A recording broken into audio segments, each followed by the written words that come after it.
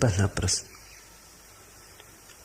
कुछ दिन ध्यान में जी लगता है, फिर कुछ दिन पूजा और भजन चलता है, लेकिन एकाग्रता कहीं भी नहीं होती। अपनी इस स्थिति से परेशान हूं,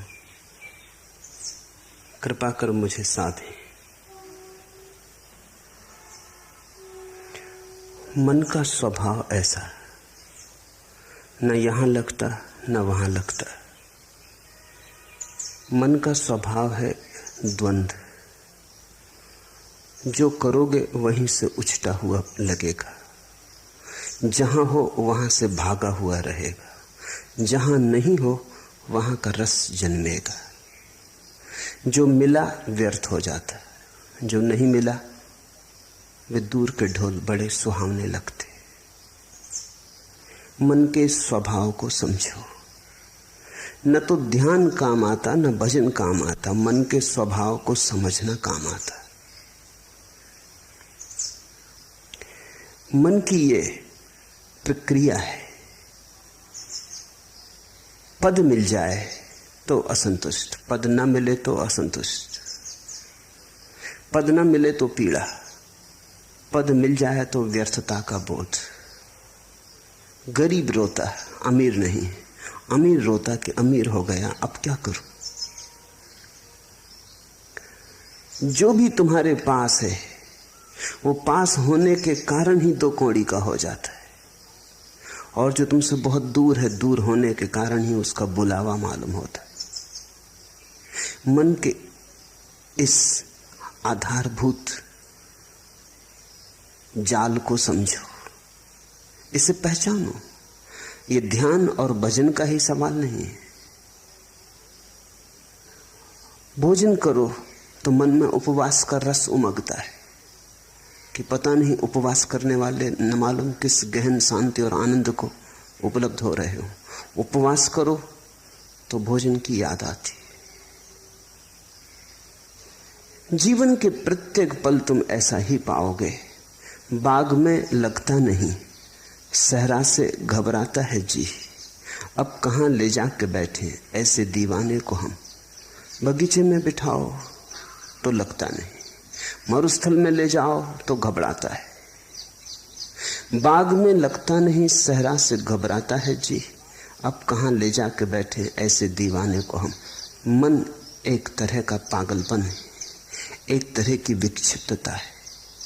मन से मुक्त होना ही मुक्ति है, मन के पार होना ही स्वस्थ होना है।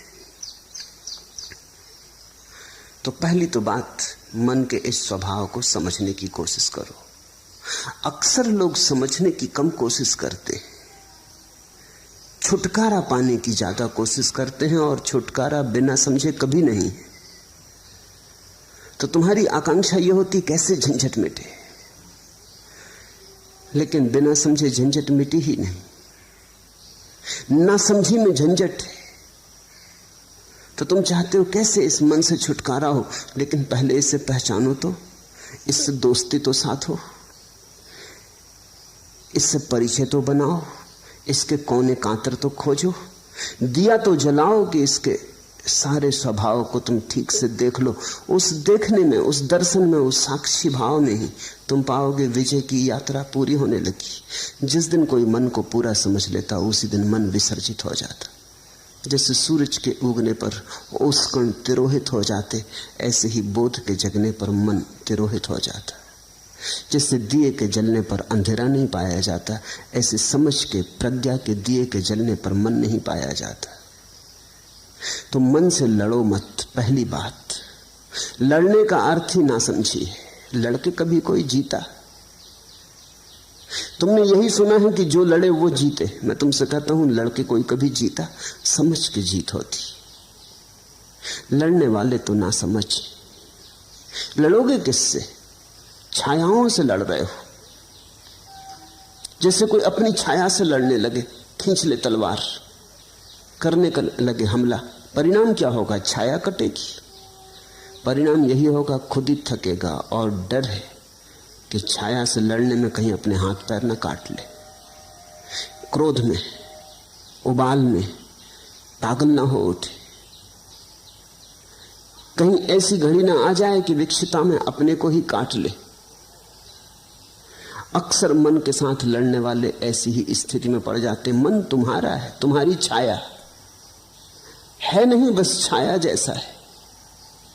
रोशनी बढ़ाओ, थोड़े जाग के मन को समझो। जब ध्यान करो मन कहे भजन में, तो जरा जाग के देखो, एक तरफ खड़े होकर देखो कि मन क्या कह रहा है।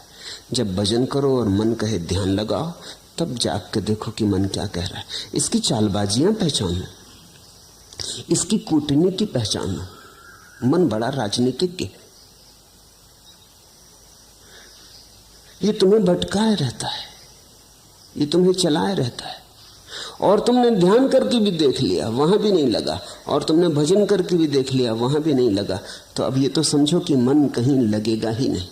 मन का लगना धर्म नहीं, ना लगना मन की आदत। कहीं लगता नहीं, जो नहीं लगता वही मन है। तो अब जब मन तुमसे कहे कि ध्यान करो, क्या भजन में पड़े हो, तो जाग के देखना कि ये फिर वही मन जो कहीं नहीं लगता, भजन में भी नहीं लगा था। तब इसने कहा था ध्यान करो, अब कहता है भजन करो। पहले कहा संसार में उलझे रहो, फिर कहा संन्यास ले लो। अब संन्यास में भी नहीं लगता, कहता है संसार में लौट चलो। इस मन को जरा देखना। कुछ करने की बात नहीं है, सिर्फ शांत भाव से देखना। तुम्हारे देखने में ही तुम पाओगे मन गिरने लगा, तुम पर उसकी पकड़ जाने लगी। तुम पर पकड़ छूट जाए, तुम थोड़े शिथिल हो जाओ मन के पास से, तुम थोड़े बाहर सरकने लगो। न तो ध्यान से घटती है बात, न भजन से घटती है, समझ से। इसलिए समस्त धर्मों का सार है जागरूकता। प्रश्नकर्ता पूछता है एकाग्रता नहीं बनती, एकाग्रता की खोज ही गलत है, जागरूकता खोजो। एकाग्रता की खोज तो फिर मन के ही सिक्कों में फंसे। ये मन ही है जो कहता है एकाग्र बनो, ये तुम्हें असंभव चीजें करने को देता है, फिर वो नहीं होती तो तुम हारे थके परेशान हो जाते हो। एकाग्रता की कोई जरूरत ही नहीं है। थोड़ा जीवन की गणित की व्यवस्था के सूत्र समझने चाहिए। पहला सूत्र, जब भी मन नहीं होता तब तुम एकाग्र होते हो।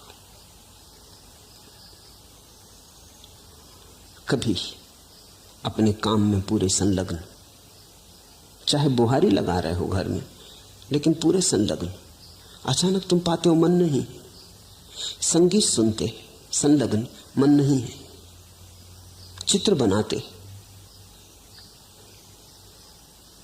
किसी भी घड़ी जब तुम पाते हो कि मन नहीं है, तुम ही हो, तो एकाग्रता अपने आप घटती है। एकाग्रता घटाई नहीं जा सकती। एकाग्रता मन की तन्मयता का परिणाम है।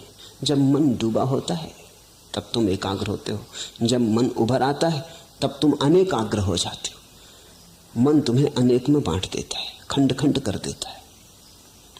अब तुम चेष्टा कर रहे हो एकाग्र होने की। एकाग्र होने की चेष्टा और झंझट लाएगी, क्योंकि करोगे किससे चेष्टा तुम एकाग्र होने की? मन से ही करोगे। सब चेष्टा मात्र मन से होती। अब तुम एक ऐसे काम में लगे हो जैसे कोई आदमी अपने जूते के बंद खींच खींच के खुद को उठाने की कोशिश करे। खुद को कैसे उठाओगे जूते के बंद खींच के? थोड़े बहुत उछल कूद लो, फिर बार बार जमीन पे पड़ जाओगे। ये असंभव चेष्टा है। मन कभी एकाग्र नहीं होता। जब एकाग्रता होती तो मन नहीं होता। तो तुम मन के द्वारा एकाग्र होने की चेष्टा ही छोड़ो। तुम तो छोटे छोटे कामों में रस लो। रस का परिणाम है एकाग्रता। बुहारी लगाओ तो ऐसे लगाओ जैसे भगवान के मंदिर में लगा रहे हो, चाहे घर तुम्हारा ही हो, है तो भगवान का ही मंदिर। भोजन करो तो ऐसे ही करो जैसे भगवान को ही भोग लगा रहे हो। भोजन तो तुम ही कर रहे हो, लेकिन अंततः तो भगवान को ही लग रहा है भोज। वही तो तुम्हारे भीतर आके भूख बना, उसी ने तो तुम्हारी भूख जगाई। वही तो तुम्हारे भीतर भूखा है, उसके लिए तो तुम भोजन दे रहे हो। रस जगाओ, एकाग्रता की बात मत उठाओ। रस का सहज परिणाम एकाग्रता है। जो करते हो उसे रसपूर्ण ढंग से करो, उसमें डुबकी लो।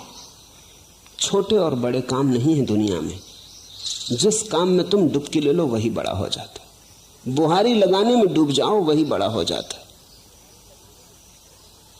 कबीर कहते हैं, खाऊं पीऊं सो सेवा, उठूं बैठूं सो परिक्रमा।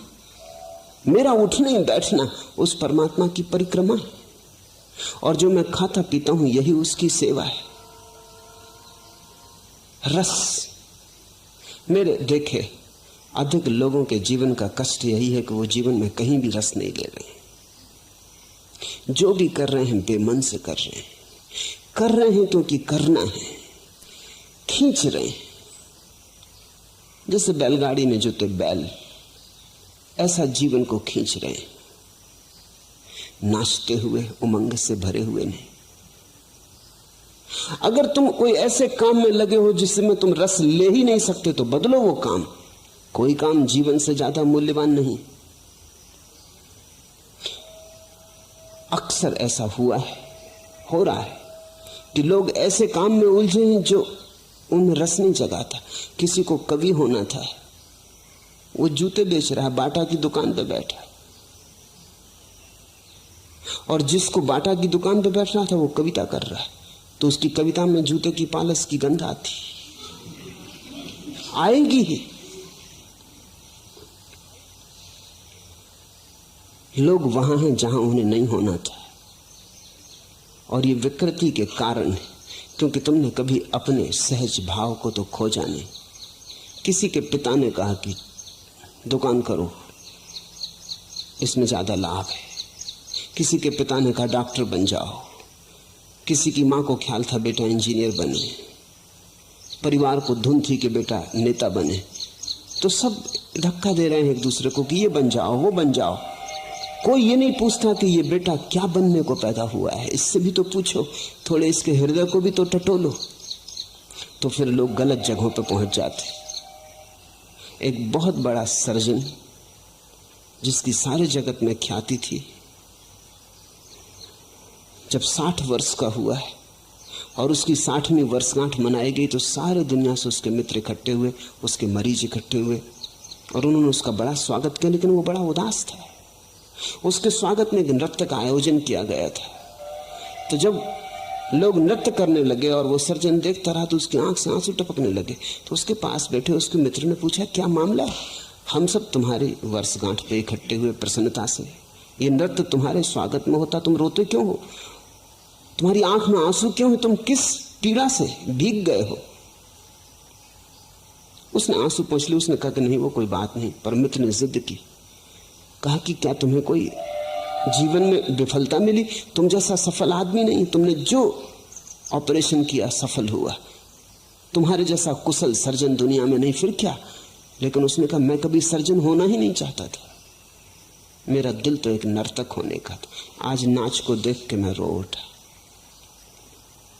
मैं छोटा मोटा नर्तक होता, कोई मुझे ना जानता तो भी मेरी तृप्ति होती। आज मैं दुनिया का सबसे बड़ा सर्जन, लेकिन मेरी कोई तृप्ति नहीं।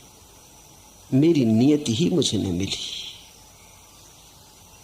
तो आज भी जब मैं किसी को नाचते देखता हूं तो बस मुझे याद हो आती।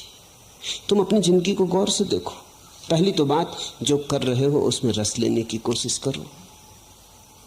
हो सकता है तुमने रस का अभ्यास नहीं किया, तुम्हें किसी ने सिखाया ही नहीं कि रस का अभ्यास कैसे करना। रस के अभ्यास का पहला सिद्धांत है कि जो भी कर रहे हो इसका परिणाम मूल्यवान नहीं है।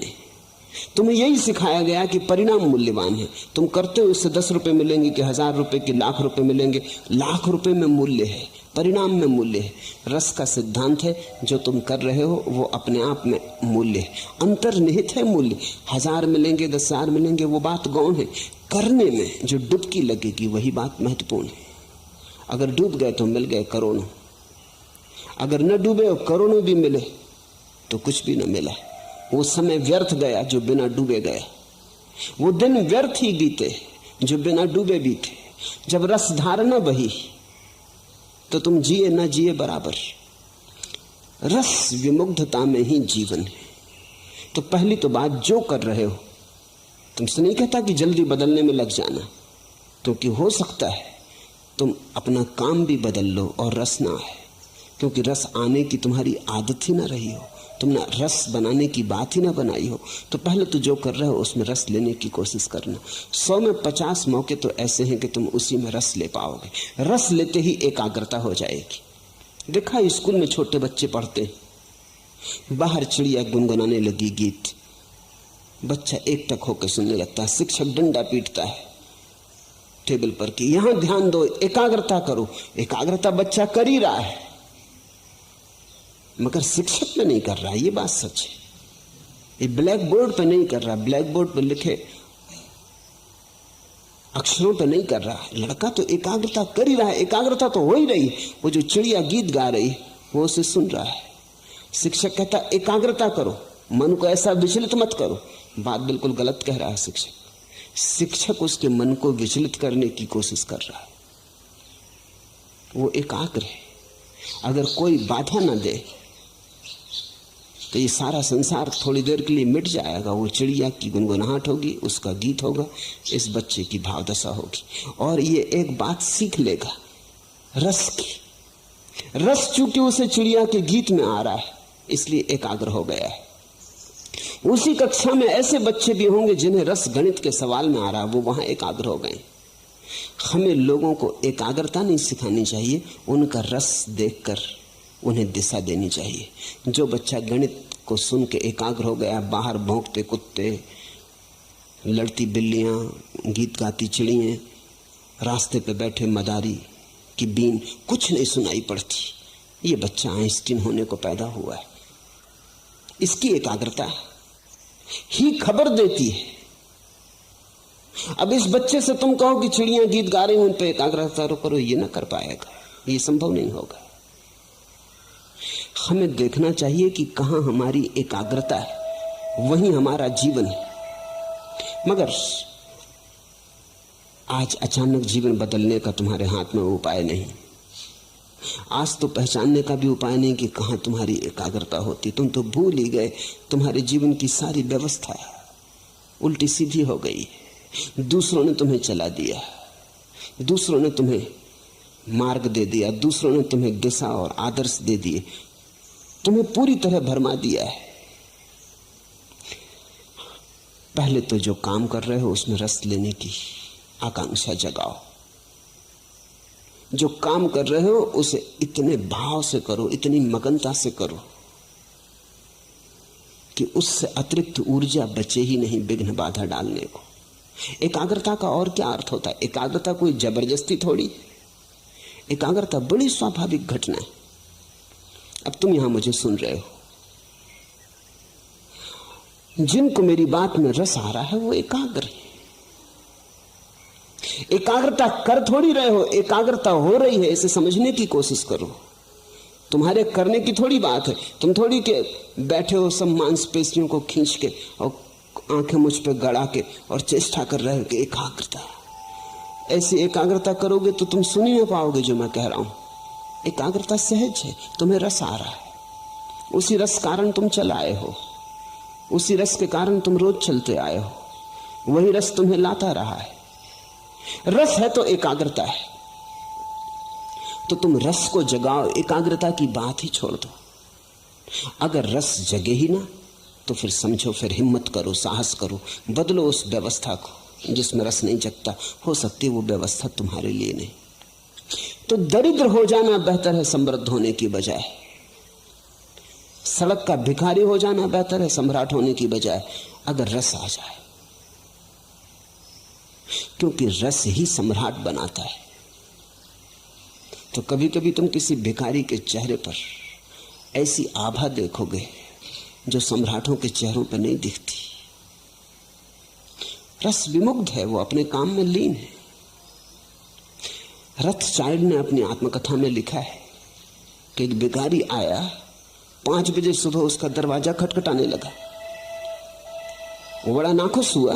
5 बजे सुबह नींद से भरे उसको उठाया, वो बड़ा झल्लाता हुआ बाहर आया। ऐसे वो देना पसंद करता था, दान उसका रस था। लेकिन ये कोई वक्त है? तो उसने भिखारी को कहा सुनो जी ये कोई समय है? भिखारी ने कहा कि आप भी सुनो, आप बैंकिंग का धंधा करते हो, मैं कोई सलाह तो देता नहीं, ये हमारा धंधा है, इसमें हम सलाह किसी की मानते नहीं। रथचाइल्ड ने प्रकाश जलाया कि इस आदमी को देखना चाहिए जो दुनिया के बड़े से बड़े करोड़पति को कह सकता है कि सुनो तुम बैंकिंग का धंधा करते हो, हम तुम्हें कभी सलाह देते नहीं, हमारी सलाह का कोई मतलब भी नहीं क्योंकि हमें कोई अनुभव भी नहीं, तुम हमें सलाह मत दो, हम जन्मजात भिखारी। उस आदमी के चेहरे को देखा, वो बड़ा प्रसन्न आदमी था। रथचाइल्ड ने लिखा मैं मंत्र मुक्त हो गया। ये हिम्मत भिखारी की नहीं सम्राट की होती है। रथचाइल्ड को ऐसा कहना जिसके पास भीख मांगने आए कि चुप, सलाह मत देना, मेरे धंधे को मैं भली भांति जानता हूं। रथचाइल्ड ने उसे खूब दिया और कहा मैं खुश हुआ इस बात से कि कोई आदमी अपने भिखमंगेपन की भी इतनी प्रतिष्ठा रखता है। कभी तुम्हें राह का भिखारी भी प्रसन्न मिल सकता है। प्रसन्नता का कोई संबंध इससे नहीं कि तुम्हारे पास क्या है, जो भी तुम्हारे पास है उसमें अगर रस है तो प्रसन्नता है। तुम अगर हाथ के भिक्षा पात्र को भी गीत गुनगुनाते हुए ढो रहे हो तो आनंद है, और तुम्हारे पीछे स्वर्ण रथ चल रहे हैं और तुम मुर्दा बुझे तो कुछ अर्थ नहीं।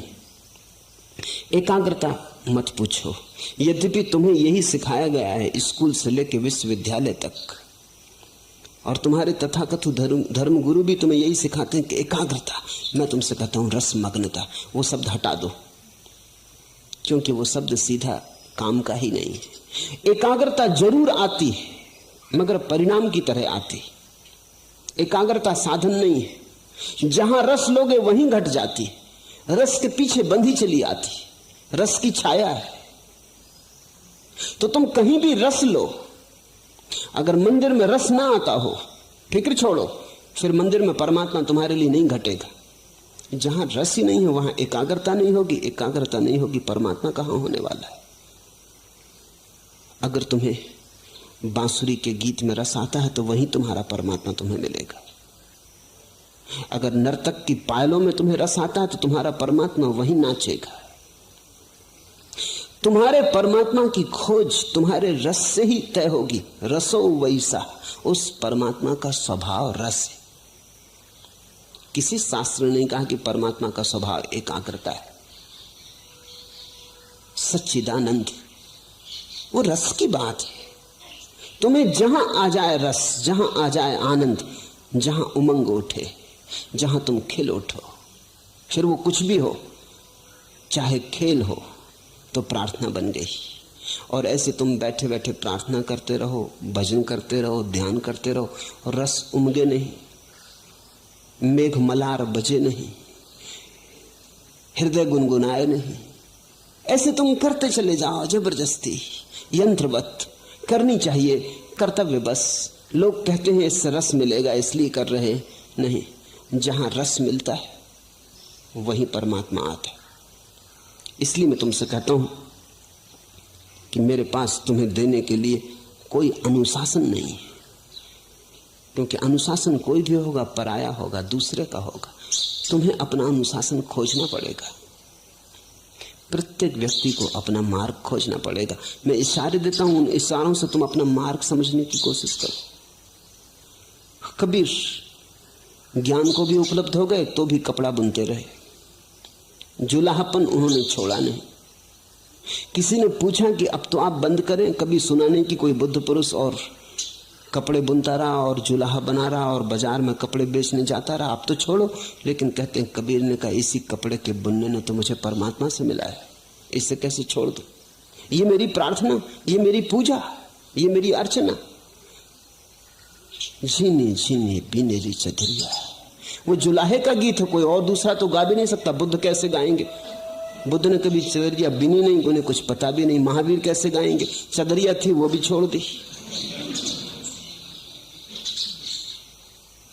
उनसे तो पूछो कैसी छोड़ी रे चदरिया, तो बता सकते। लेकिन कबीर ने बुन बुन के पाया। वो ताने बाने चादर के बुनते बुनते उनका ध्यान फला, वहीं रस विमुक्त हुए। पर कैसे पाया उन्होंने? क्योंकि हमें बुद्ध की बात समझ में आ जाती है कि दूर बोधि वृक्ष के नीचे ध्यान में बैठे हुए, कि महावीर वनों में पर्वतों में एकांत में 12 वर्ष मौन में खड़े हुए। कबीर कपड़ा बुन बुन के पा लिए, रस से बुना होगा। कबीर कहते थे राम के लिए बुन रहा हूं। सभी ग्राहकों में राम देखते थे। जब अपना कपड़ा बुन के वो काशी के बाजार में बेचने जाते, कोई मिल जाता रास्ते में, कहाँ जा रहे हो, तो वो कहते राम आए होंगे, उनको जरूरत है, कपड़ा बुन के लाया हूं, बड़ा बढ़िया बुना है, राम को देने जा रहा हूं। जब कोई ग्राहक उनसे कपड़ा खरीदता तो वो कहते संभाल के रखना राम, बड़ी मेहनत से बुना है, बड़े रस से बुना है, कपड़ा ही नहीं है, पीढ़ी दर पीढ़ी चले ऐसी मजबूती से बुना है। अपने प्राण उंडेले। तो जिसको ग्राहक में राम दिखाई पड़े, अब उसे किसी बोधि वृक्ष के नीचे जाने की जरूरत न रही। सभी लोग बोधि वृक्ष के नीचे जा भी नहीं सकते, और अच्छा है कि जाते नहीं तो बड़ी झंझट खड़ी हो जाए। एकाध बुद्ध बोधि वृक्ष के नीचे बैठता है, चलता है, एकाध महावीर मौन खड़ा हो जाता है, चलता है, लेकिन सभी ऐसे खड़े हो जाएं तो जीवन बड़ा विरस हो जाएगा। अधिक को तो कबीर जैसा होना पड़ेगा, अधिक को तो गोरे जैसा होना पड़ेगा। गोरा कुम्हार बस घड़े बनाता रहा, और घड़े बनाते बनाते खुद को भी बना लिए। और रैदास जूते सीते सीते, जूते बनाते बनाते पहुंच गए। तो तुम जो कर रहे हो उसमें रस डालो, उंडेलो रस, वहीं तुम्हारा भजन, वहीं तुम्हारा ध्यान। अगर तुम्हारी सारी चेष्टाएं असफल हो जाएं तो फिर साहस करो, तो फिर तुम गलत जगह हो। तुम कुछ ऐसी जगह बहने की कोशिश कर रहे हो जो चढ़ाव पर है। तो नदी चढ़ाव पर तो नहीं बहती, ढाल पर ही बह सकती है। रस धार भी ढाल पर ही उतर के बह के मिलता है। तो फिर बदलो, इसलिए साहस की जरूरत है। पहले सारी चेष्टा कर लो, और फिर तुम्हें लगे कि नहीं, इस ढंग से मेरे लिए परमात्मा से मिलन नहीं हो सकेगा, तो बदलो। उस बदलाहट को मैं संन्यास कहता हूं। बदलने की हिम्मत रखो। एक आदमी 40 साल तक लंदन के बाजार में दलाल का काम करता रहा। बड़ा सफल आदमी था, खूब कमाई थी, सब तरह का सुख था। किसी ने कभी सोचा भी न था एक रात वो घर से नदारद हो गए। पत्नी भी भरोसा ना कर सकी, बेटे भी भरोसा ना कर सके, मित्र भी भरोसा ना कर सके, काम धंधे में जो लोग संबंध था वो भी भरोसा ना कर सके। क्योंकि ना तो वो आदमी कभी किसी और स्त्री के संग में देखा गया था कि पत्नी सोच भी सके कि वो किसी स्त्री के साथ भाग गया, न उसके कोई धार्मिक रुझान थे कि वो कोई किसी जाके आश्रम में सन्यासी हो गया होगा, न कोई दुख था कि आत्महत्या कर ली होगी। सब भांति सुखी संपन्न आदमी था, जिसको हम सुखी संपन्न कहते, वैसा आदमी था, सब ठीक ठाक था। कोई 3 साल बाद उस आदमी का पता चला कि वो पेरिस में चित्रकला सीख रहा है। भिखमंगे की हालत हो गई है। भागे उसके मित्र, उससे कहा तुमने ये क्या किया? तुम्हारे पास सब था, सब ठीक था। उसने कहा वही अड़चन थी, सब ठीक था, कहीं कुछ गड़बड़ ना थी, लेकिन कोई प्रफुल्लता ना थी, कहीं कोई उमंग ना थी। सब ठीक चल रहा था और सब ठीक में चला रहा था, लेकिन कोई रसधार न बह रही थी। मेरे जीवन में सदा से आकांक्षा थी कि चित्रकार बनूं, दलाल बनना मैंने कभी चाहा न था। वो सफलता संयोगिक थी। अब मैं खुश, मेरे पास अब कुछ भी नहीं है। चित्र बनाता हूं, बिक जाते हैं तो भोजन के लायक, कपड़े के लायक इंतजाम कर पाता हूं। अपने पास रहने का छप्पर भी नहीं, एक मित्र के कमरे में बना हूं, रह रहा हूं, लेकिन वापस मुझे जाना नहीं। मैं प्रसन्न हूं। और जो मित्र गए थे उन्होंने देखा कि वो आदमी एक अद्भुत ऊर्जा से, एक अद्भुत आभा से भरा था। सूख गया था शरीर उसका, लेकिन एक रोशनी थी। उसने कहा मैं किसी से नाराज नहीं हूं। मेरी पत्नी को कहना मैं किसी से नाराज नहीं हूं, सब ठीक था। मैं बिल्कुल जैसा जिसको हम सुखी संपन्न कहते हैं वैसा आदमी था। मेरे बच्चे ठीक हैं, मेरे बेटे ठीक हैं, मेरी पत्नी ठीक है, सब ठीक था। लेकिन सब ठीक से कहीं कुछ होता, ठीक से कुछ ज्यादा चाहिए। ठीक से क्या होगा, ऐसे तो ठीक ठीक ठीक और मर जाएंगे। सुविधापूर्वक जी लिए और मर गए, नाच तो पैदा ही ना हुआ, जीवन में फूल तो खिले ही नहीं, लौटा नहीं वापस। बड़ा चित्रकार बन गया। इसे मैं सन्यास कहता हूं। न उसने गैरिक वस्त्र पहने, न वो किसी आश्रम में गया, लेकिन इसे मैं सन्यास कहता हूं। सन्यास का अर्थ हुआ साहस इस बात का कि अगर दिखाई पड़े कि मेरा जीवन मरुस्थल में खोया जा रहा है तो अपनी राह बदल लेने की, चाहे कोई भी कीमत चुकानी पड़े। आदमी कमजोर है, वो सुविधा से जीता है। चाहे कुछ ना मिले लेकिन सुविधा तो है, सुरक्षा तो है, कुछ ना मिले। इसलिए ये सारे प्रश्न उठते हैं कि एकाग्रता कैसे सधे। तो पहले तो कोशिश करना, सध जाए तो शुभ। चेष्टा करने से 50% मौके हैं सध जाएगी, न सधे तो हिम्मत करना, देर मत लगाना, क्योंकि जिंदगी रोज हाथ से सरकी जाती। जिंदगी उन्हीं की है जो हिम्मत से जिंदगी को बदलने के लिए तैयार होते, नहीं तो जिंदगी बह जाती चिकने घड़े के ऊपर जैसे वर्षा का जल बह जाता, कुछ भरता करता नहीं। या उल्टे घड़े पर जैसे वर्षा गिरती रहती, टप टप बहुत आवाज शोरगुल मचता, लेकिन घड़ा खाली खाली रहता, उल्टा रखा है। तो जरा गौर से देखना, तुम्हारा घड़ा अगर भरता ना हो तो कहीं उल्टा तो नहीं रखा है। तो ना तो मौलिक सवाल ध्यान का है, न भजन का है, मौलिक सवाल समझ का है। मन के स्वभाव को समझो। एकाग्रता की बात ही मत उठाओ, रसमयता की बात उठाओ। रसमयता के पीछे पीछे तुम पाओगे एकाग्रता घूंगर बजाती हुई चली आती।